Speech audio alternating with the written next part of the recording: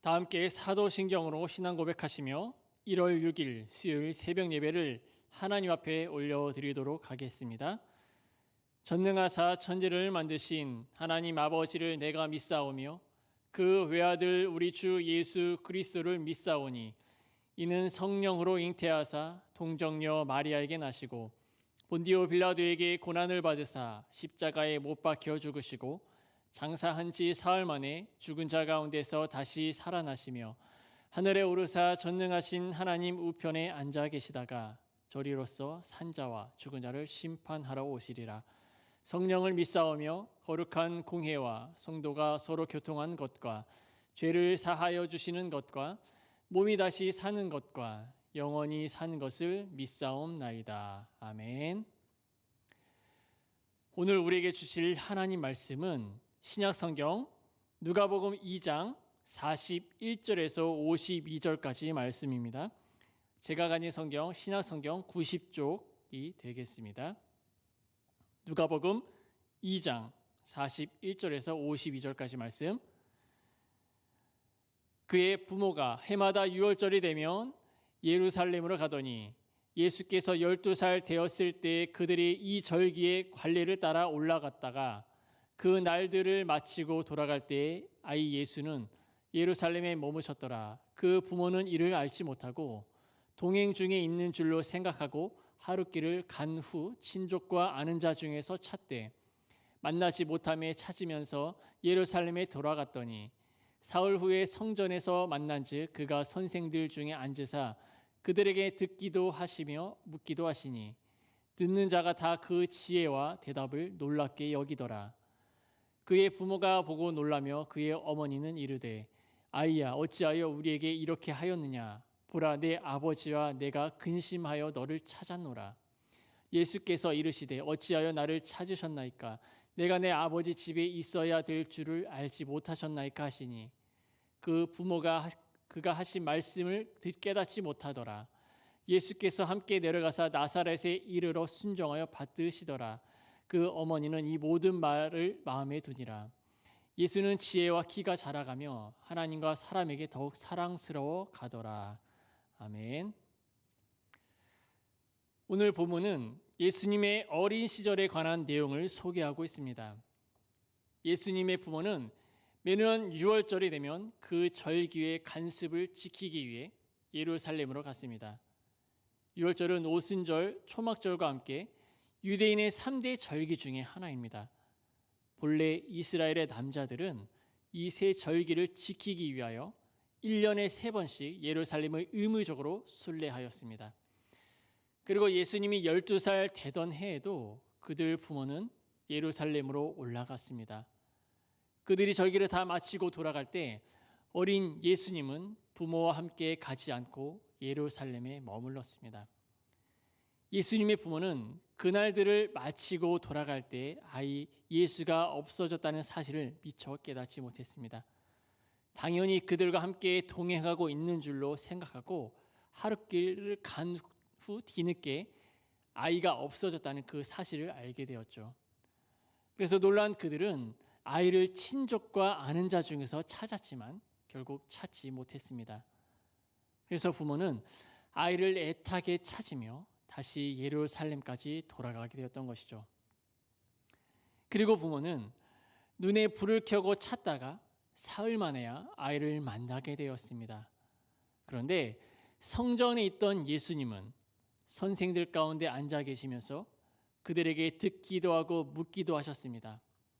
그리고 그분의 말을 듣는 사람들이 모두 그 지혜와 대답에 놀라워하였던 것이죠.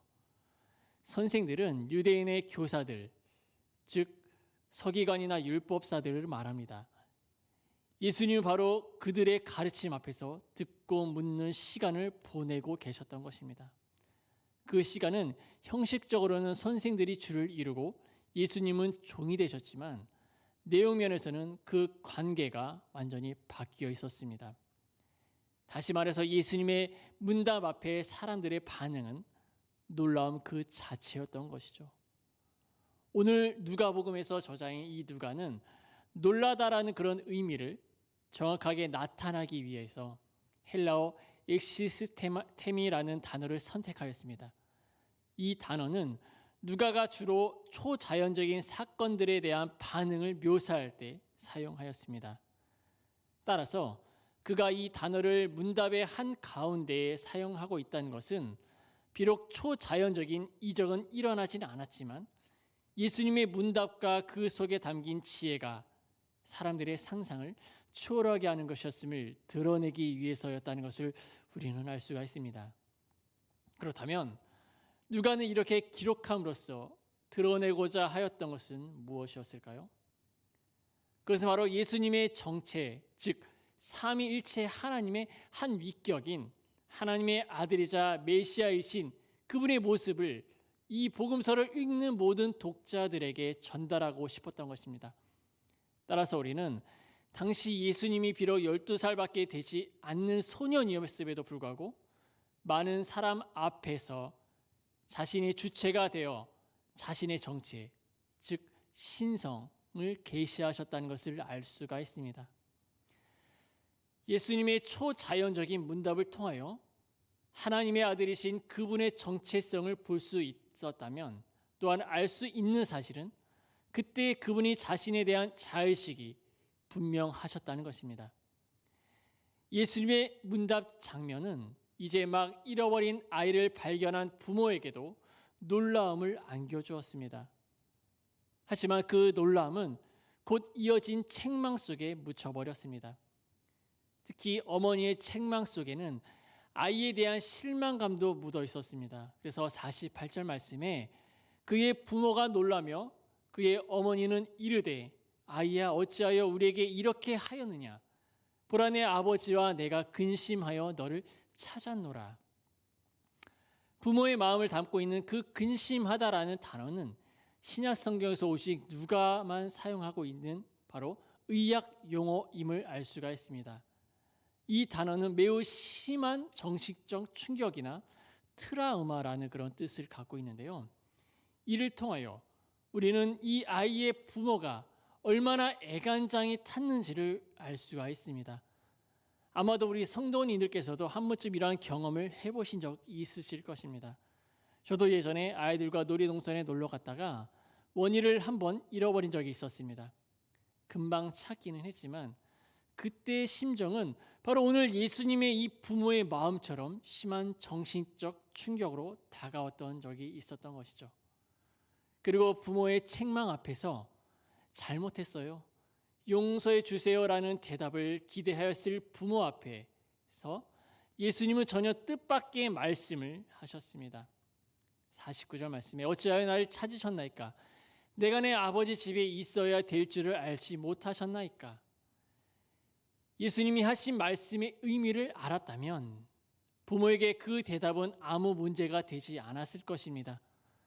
하지만 하나님과 예수님과의 그 관계에서 비롯된 그 말뜻을 깨닫지 못하고 있는 그 부모는 더구나 예수님의 대답 속에 질문의 뉘앙스가 역전되어 있기 때문에 또 그로 인하여 이전에 경험하지 못한 부모와 아들 사이에 미묘한 그런 긴장이 흐르고 있었기 때문에 짐작한 건데 서운함이나 안타까움 등의 그런 감정이 느껴졌을 것임을 우리는 알 수가 있습니다.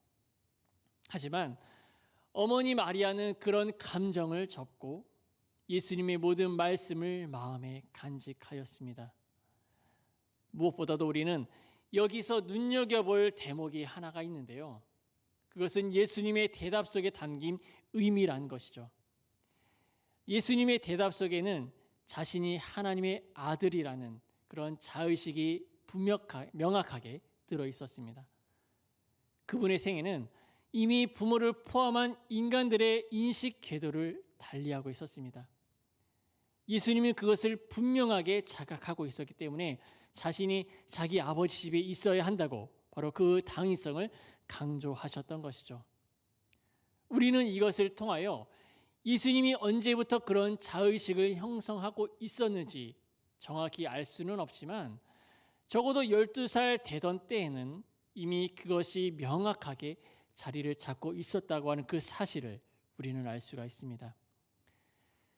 그리고 마지막으로 본문 말씀을 통하여 알 수 있는 사실은 예수님이 비록 하나님의 아들이라는 자의식도 있었고 또한 자신의 신성을 계시하기도 하셨지만 부모님께 순종하고 받드시면서 하나님과 사람에게 더욱 사랑스러워 가셨다는 점입니다.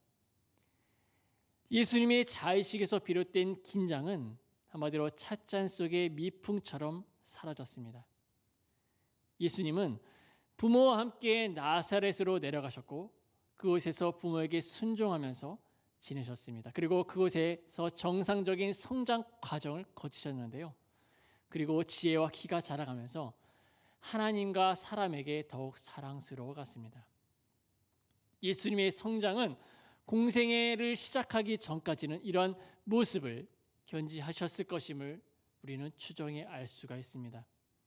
자, 그렇다면 이 사실이 의미하는 바가 무엇일까요? 그 첫째로 예수님이 우리 인간과 똑같이 정상적인 성장을 거치셨다는 점입니다. 예수님은 이를 통하여 자신이 하나님의 아들이시면서 또한 동시에 인성도 지니셨다는 것을 우리에게 바로 증명하고 있습니다. 이것이 아주 중요한 이유는 우리 모두 아시다시피 예수님의 이 신성과 인성을 동시에 갖추신 분이시라는 그런 사실인데요. 만약 이 둘 중 어느 하나라도 부정하게 된다면 예수님은 참 하나님이 아니십니다. 또한 우리는 이것에 쉽게 이단에 빠지게 될 것입니다. 또한 예수님의 신성을 부인하면 우리는 그분의 주님으로 고백할 수 없고 반대로 그분의 인성을 부인하면 영지주의라는 그런 이단에 빠지게 될 것입니다. 그래서 예수님이 인간이 밟아야 할 그 정상적인 성장 과정을 거치셨다는 것, 얼마나 중요한 사실임을 우리는 깨달아 알 수가 있다는 것이죠. 그리고 두 번째 의미는 예수님이 소년기에 부모님께 순종하고 받들면서 하나님과 사람들에게 더욱 사랑스러워 가시는 그런 모습을 통해 우리에게 모본을 보이셨습니다.